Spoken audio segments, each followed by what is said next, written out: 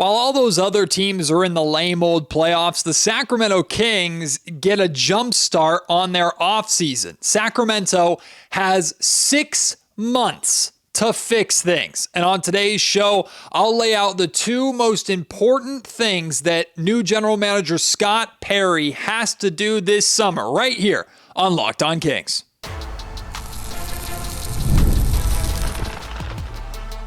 You are Locked On Kings, your daily Sacramento Kings podcast, part of the Locked On Podcast Network, your team every day.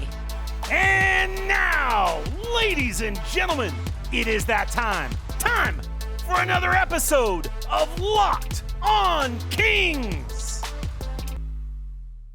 Hello and welcome into Locked On Kings, your podcast hub for Sacramento Kings coverage all season long. Today's episode is brought to you by FanDuel. Right now, new customers can get $250 in bonus bets if your first $5 bet wins. My name is Matt George. I have the privilege of being your host here. I'm a Sacramento sports anchor and reporter for ABC 10 News. From now until mid to late October, that's what the Kings have. 6 months to figure some things out, make some moves, and hopefully get this organization, get this franchise back on the right track. My understanding is that ownership's desires, Vivek Ranadive's desires, are to be competitive and to win. Those are the same. Now, I don't think it's to the playoff mandate level as it was this season. All right, I certainly hope not, because that playoff mandate ended up hurting the Sacramento Kings more than helping them, definitely. But I'm pretty confident in my understanding of a rebuild not really being in the cards. I don't think ownership has any interest whatsoever in blowing it up and starting from scratch. I just don't think that's going to happen. So to me, I'm looking at new general manager Scott Perry, who still hasn't been officially announced. When he has his official press conference, I'll of course have that for you here on Locked On Kings. To me, there are 2 major things that Scott needs to have established or clearly identified by the end of the offseason, or when we're going into training camp, going into next season. These 2 things need to be, at the very least, clearly identified. And everything else kind of falls under these branches. One is establishing a team identity, and the other one is clearly defining the direction of the organization. Let's start with the second one first, because I've already kind of touched on this a little bit with the Kings not necessarily going the rebuild route, still wanting to be competitive, right? Where is the organization going? As of right now, I couldn't tell you what the direction of this organization is right now. I know what they tried to do or what they wanted to do from the trade deadline through this season, but ultimately they fell short of that goal. It was pretty much make the playoffs by any means. And you know how I felt and how I feel about that mandate, and it's because of that mandate that I feel they made short-sighted bad moves and put themselves in this position to where now they don't have a direction.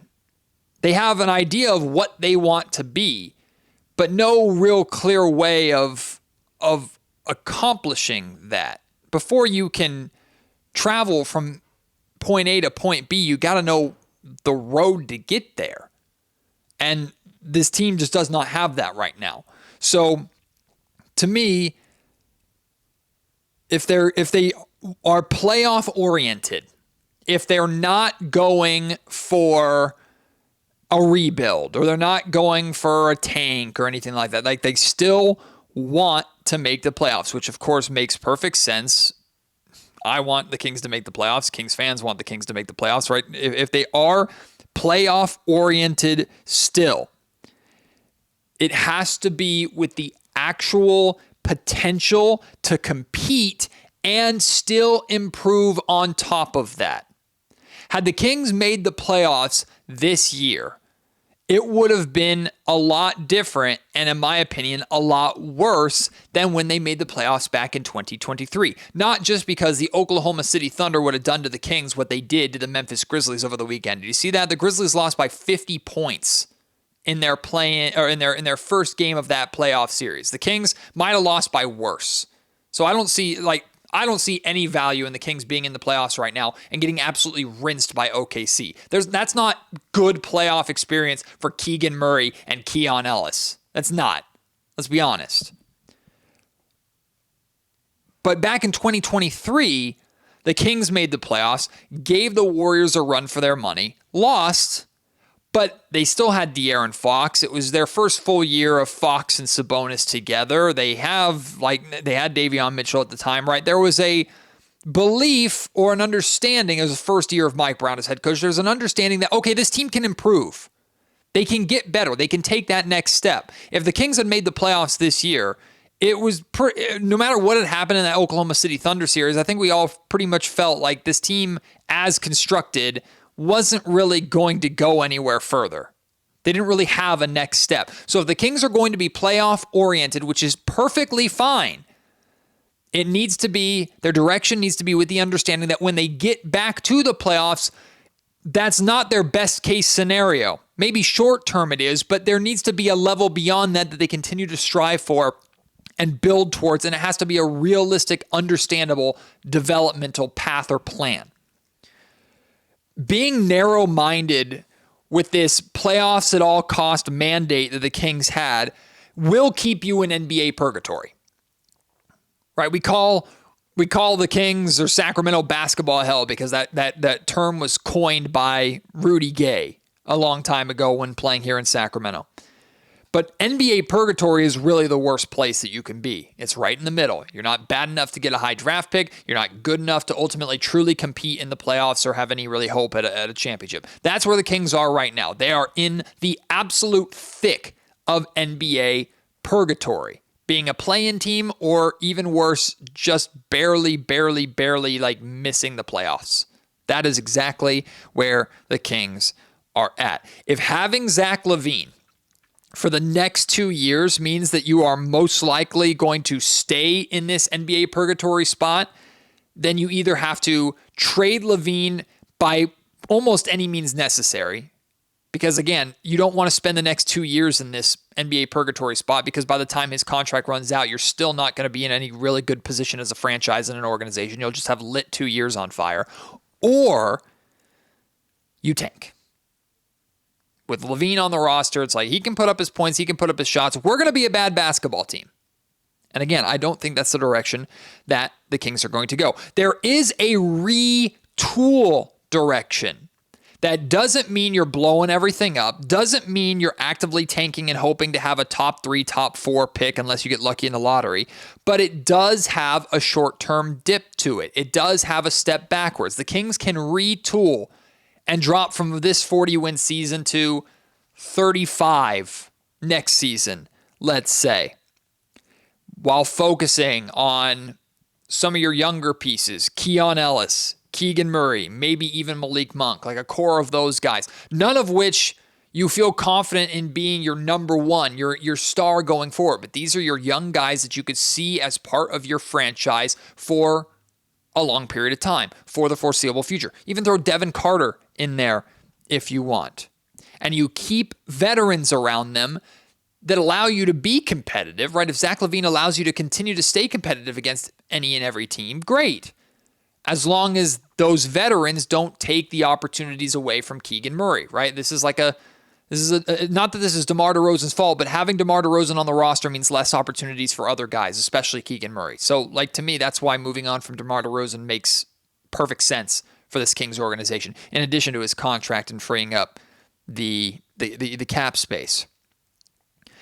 Ultimately, whether the Kings blow it up, retool, go for the playoffs, like they need to fall into one of 3 categories. By this time next year, by April of next season, we need to know if the Kings need to be one of these three things. Number one, a bottom feeder, which is like where the Utah Jazz are right now. And by the way, I would tell you that the Utah Jazz, even after a horrible 17-win season, the Utah Jazz are in a tremendously better position as an organization than the Sacramento Kings are right now.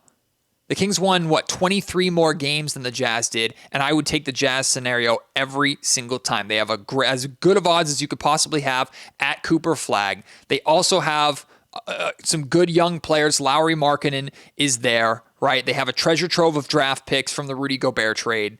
Like, the Jazz are in a phenomenal position as an organization. They're a bad basketball team right now, but as an organization, they're in a way better place than the Sacramento Kings are because they're not in the middle. But the Kings need to either be a bottom feeder, which again, I do not think is happening based off of what ownership wants. They need to have a top 10 pick, which is like, we're talking like halfway decent draft lottery odds. They're not one of the worst teams in the league, but they're like, we're talking 7, 8, 9, 10 range, which isn't always going to get you a star. This is a range the Kings have been in a lot over that long playoff drought, but at least you have a better potential return on a player to build around than anything else. Or you need to be a playoff team with legitimate upside. Establish what that direction is going to be, go for that direction, and hopefully, again, by this time next year, you are in one of those three categories. If you're not and still in the middle, then the Kings are in bad shape again. Today's episode of the Locked On Kings podcast is brought to you by DoorDash. NBA fans, you know what time it is. It is playoff season, and that means big performances and even bigger rewards. DoorDash is bringing the heat with a slam dunk deal for DashPass members during the 2025 NBA playoffs. It's called When They Swish, You Score. Anytime a player drops 50 or more points in a playoff game, DashPass members score a free 3-piece crispy tenders combo from Wingstop the very next day. Just place an order of $20 or more. Use the code WINGSTOP50 at checkout, and that combo is yours. Crispy, delicious, and totally free. Offer is valid noon through midnight the day after the game. Terms apply. There's so many different ways to use DoorDash. What's your go-to move after an epic game? Are you ordering wings and ordering some food and reliving the highlights? Imagine being rewarded with free food just because someone dropped a 50 bomb. Ever look at your delivery fees and thought there must be a better way? Well, with DashPass, you get $0 delivery fees and exclusive perks like this one, for example. How much would you save over an entire season with DashPass? So here's the play. You sign up for DashPass to unlock this and more exclusive deals all season long. When any player scores 50 or more points in a playoff game, DashPass members can grab a free 3-piece crispy chicken tenders combo from Wingstop the next day with a $20+ order and code WINGSTOP50. That's DashPass, your door, more savings, more flavor, and more ways to win. Terms apply. So we talked about establishing a direction or choosing and finding your direction as a franchise. Now, let's talk about your team identity. That's another thing that this Kings team doesn't have right now. They do not have an identity, right? Simply put, decide how you want to play, what kind of team you want to be, and build around that. Identities come in a lot of different shapes and sizes, right? You can have the identity of the Houston Rockets, which is kind of this physical, mean, tough, bad boy Pistons-esque attitude that they have, which is embodied by their roster and their head coach, Ime Udoka. Head coach is important, right? It starts with the hiring of your head coach. So to me, like as of right now, I feel Doug Christie's going to be the head coach. Like I would put good money on Doug Christie being the head coach of the Sacramento Kings. So what is the identity that Doug wants? Well, just brainstorming or off the top of my head, things that he's said in press conferences over the course of this season as an interim head coach. He's talking like it's very physical, take no prisoners, don't back down style. He uses terms a lot, like one of his sayings is like steal your joy. So steal the opposing team's joy and be motivated by that. Talks about making them feel us, like being physical, making sure they know in the back of their head that they're going to be, at least on the defensive end, they're going to be beaten up. They're not going to get open shots and good looks and clean looks and be able to get to where they wanted to go and bully the Kings. Doug Christie talks about like his 3-point mandate. He's talked about like 40 or more 3-pointers attempted in a game, and also talks a lot about like playing for the city, playing for the name on the front, playing for the fans, and being really motivated by that. So those are just 4 like examples of things that Doug Christie has said and that are identity traits to how he wants his team to play. So now what you do is, if Doug Christie is your coach going forward, and those are his identity points, or that's what he wants this Kings team to be. Of course, Scott Perry as a general manager would have to find that agreement or middle ground with the head coach. Now you look at every single player on your roster currently and you ask, do they fit at least like 2 of these categories? Like Malik Monk, for example. Malik Monk, very much playing for the city, the name on the front. I think Malik Monk is like, he's very clearly about Sacramento. He says he's all in here, so he's good there. He is a guy that's not afraid to put up 3-point shots. So the 40-plus threes a game mandate, he is a shooter. Maybe lacks in kind of the physical, like take no prisoners mindset on the defensive end, but offensively we know that he can put on a show and he can be in attack mode. So, okay, I think Malik Monk can fit that identity. Keegan Murray, 40-plus 3-pointers a game. Keegan Murray can absolutely fit into that. Again, we're talking 40-plus threes as a team, not as an individual player. Physical, take no prisoners, don't back down. We saw Keegan really develop that side of his game. While he's not a get in your face and scream and yell at you type guy on the defensive end, he takes on that grunt work. He takes on that dirty work to do as best as he can as a defender. So I'd say Keegan Murray fits this. Keon Ellis definitely fits these.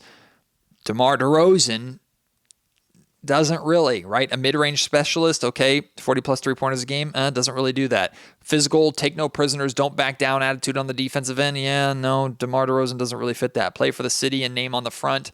I'm not saying DeMar is a selfish player, but we know what type of player DeMar is at this point in his career. This is not a pick on DeMar DeRozan session. This is just further me identifying who DeMar is as a player and how he would not necessarily fit this identity. If the players that are currently on your roster do not fit that identity, do your best to get rid of them. Get rid of them. Like, trade them away, and whatever pieces you're taking back in trades, you are drafting, whether it's with a first-round pick or in the second round or whatever, any players you sign in free agency, make sure they fit these traits, or at least a couple of these traits. Keep it simple and keep it direct. Don't try and be cute. You're going to have weaknesses in other areas, right? If you're like, you can't have an identity of just being good at everything. That's just called being a phenomenal team, the greatest team of all time. It's very rare to be able to do that. So pick what you want to be known for. Pick what you want to be the best at and build your roster around those strengths. That's something, you know how much of a champion I am for Mike Brown.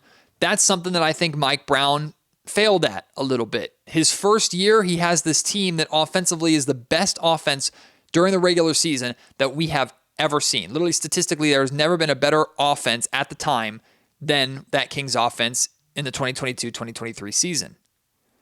While it was important for that team to improve defensively, of course, to make the next step, the Kings, for the most part, kept that same roster together. But Mike Brown wanted to sacrifice some of the offense to improve defensively, so he tried to mold his roster around the identity that he wanted, and it didn't really work. It didn't really play out. It's on the coach, of course, to adapt to his roster, but it's also on the front office to build a roster that supports that identity that's agreed upon by all levels. Your front office, your coaching staff, and your stars, your core players need to all be aligned on this is the identity that we have, this is how we want to play, and be fully bought into it. And we really didn't see that very much for the Sacramento Kings at any point over the last handful of years. If the Kings go into next season without a clear identity that their roster reflects, then I think this new regime is starting with a failure. Not that it's a fireable offense, but if we get into training camp and you can't at least tell me how you want to play, and I can look at this roster and go, okay, it makes sense, like I'm not going to be thrilled, right? So if Doug Christie is the hire and Doug Christie stays consistent with all those things that he told us, and we get into training camp and I look around at the roster and I'm like, that guy's not a physical defender, or that guy doesn't shoot threes, or like it's not going to make sense. It's not going to do it. You're not going to improve. How can you potentially hope to compete at a high level in the NBA without having a roster that knows how they want to play and knows what their strengths are? So there's that. And also, depending upon your direction, right? If there's a playoff mandate, this makes it more difficult. But if the Kings are in a direction where they don't mind retooling and taking a short-term step back, you can use time to develop players into this identity. You can grow talent into this identity. But you can't just plug a veteran like a DeRozan or Levine or whoever who is very established in the league as the type of player that they are, plug them into an identity that doesn't fit them and say, figure it out. It's just not going to work. This season that we just went through is a perfect example of that. Like I said at the top of the show, today's episode of Locked On Kings is also brought to you by FanDuel. The NBA playoffs are almost here, and FanDuel is giving new customers an incredible way to get in on the action. Right now, when you join FanDuel, it'll make everything so much easier. You can place your first $5 bet. You'll get $250 in bonus bets if your first bet wins. FanDuel is so simple to use, so much fun to play, from three-pointers to steals to assists. You can find your favorite player prop bets, plus you can ride with your favorite teams if they're still in it at any time on FanDuel. And then after a game tips off, you can even combine live prop bets into a same-game parlay for a chance to win even bigger. Let FanDuel be your companion throughout the NBA playoffs and beyond. Don't miss out. Head to FanDuel.com and claim your $250 in bonus bets today. Well, hey, even after being eliminated from the postseason, even with their season coming to an end, no more Kings basketball being played, Sacramento won something today. I'm not kidding you.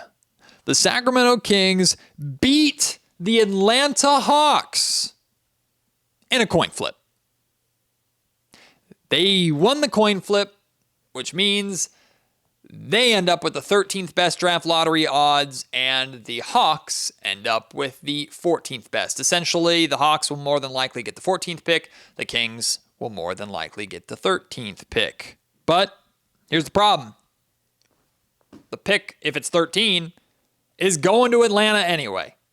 The Hawks are likely going to have back-to-back picks at the very, very end of the lottery, 13th and 14th overall. Now, I say more than likely that's going to happen because there's still a chance. Can the Kings get stupid lucky? I mean, stupid lucky. The Kings now turn their hopes to ping pong balls. Sacramento has a 3.8% chance of keeping their pick by moving up into the top four. Now, in case you don't know, the way the draft lottery works, you cannot move up unless it's into the top four, right? So the Kings, even with the 13th best lottery odds, they can't move up to 12 and therefore keep their pick because it's top 12 protected, or 11 and keep the pick, right? They're either going to be 13th, 14th, or have a top four pick, right? A 3.8% chance to move up into the top four. And if you are hoping to see Cooper Flagg in a Kings uniform, don't hold your breath because they have a 0.8% chance of that happening. I believe, if I'm not mistaken, in the history of the draft lottery system, nobody from 14th or 13th has ever moved up into the top four or won the lottery. I believe. I could be wrong on that, but I believe I read that somewhere. So, like, there's luck and there's stupid luck. Like, you're hoping for the Kings to have stupid luck, but there is a chance. Now, there are a lot of people that I hear saying, you know what, Matt? Just get it over with. Have it be 13. Let that pick go to Atlanta. It sucks that the Kings don't have a first-round pick in this year's draft, but whatever. Get it over. Get it done with. That trade from the summer of 2022 for Kevin Huerter, who, of course, is no longer on the team, executed by the general manager who just lost his job. Like, it's all finally done and over with. We don't have to think about it anymore. We don't have to worry about it anymore, because if the Kings do somehow move up into the top 4 or win the lottery and keep their pick, then next year's pick is owed to the Atlanta Hawks, but it is top 10 protected. If that doesn't convey, then it becomes 2 future second-round picks.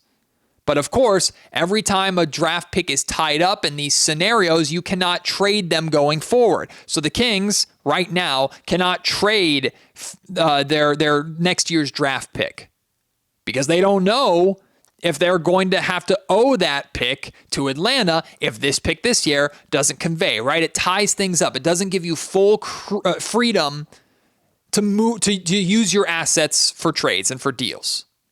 So many of you, if you're saying like, Matt, just get it freaking over with. I don't care. I don't want I'm tired of dealing with it. Let Atlanta take the dang pick and we'll go forward in our own right.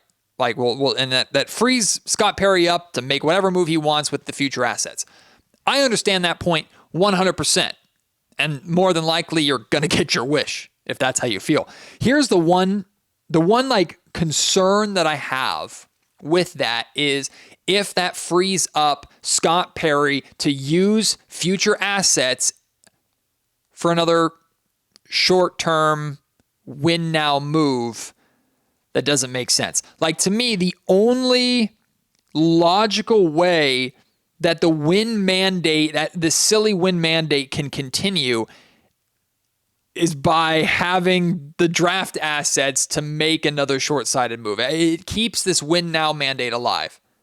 If you don't have the freedom to move those assets, it makes it a lot harder to make a all-in swing for the fences dumb move like I felt the De'Aaron Fox, Zach LaVine trade was. Granted, different circumstances. The Kings are kind of forced into that deal in a lot of ways, but also not. We talked about that plenty over the season. We don't need to rehash that. But again, I understand completely if you're like, I don't care. I already consider that pick Atlanta's. I don't even want to think about it. Matt, don't even tell me the odds. I do not care. Get rid of it. Get rid of that draft pick. If that's you, I don't blame you one bit. On tomorrow's Locked On Kings podcast, I need your help. On X or Twitter, at MattGeorgeSack, I put out a tweet asking listeners, Kings fans, to answer these 2 questions. Number 1, if you're Scott Perry, what is the first move that you are making? Could be a head coach hire, could be a trade. Like, in your mind, what is the first move to make as Scott Perry? And number 2, building off of a lot of what we talked about on this podcast, what do you want the Sacramento Kings identity to be? What kind of team do you want the Kings to be next season? What do you want them to be known for?